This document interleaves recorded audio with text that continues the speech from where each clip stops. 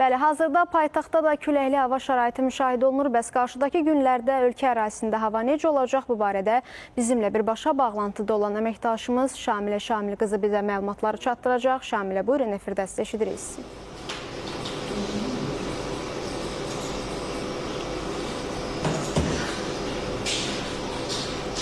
Son günlər ölkə ərazisində qeyri-sabit hava şəraiti müşahidə olunur.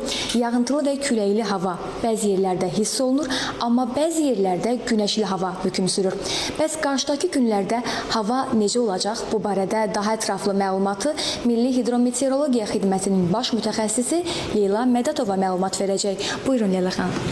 Salam, hər vaxtınız xeyir. Bəli, Bakıda və Abşeron yarımadasında fevralın 3-ü axşamdan 5-i səhərədək güclü şimal-qərb küləyin əsəcəyi gözlənilir.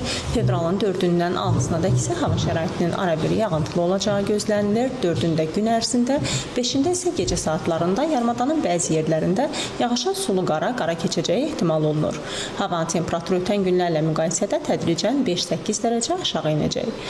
Bölgələrdə də fevralın 3-ü axşamdan 5-i gündüzədək hava şəraitinin arabir yağıntılı olacağı, qar yağacağı gözlənilir. Bəzi bölgələrdə yağıntıların intensivləşəcəyi ehtimal olunur. Qərb küləyinin bəzi yerlərdə arabir güclənəcəyi proqnozlaşdırılır.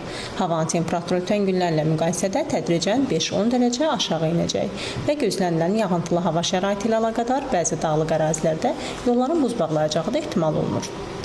Çox sağ olun. Bizim sizə çatdıracaqlarımız bundan ibarət idi. Buyurun, söz yenidən sizdədir.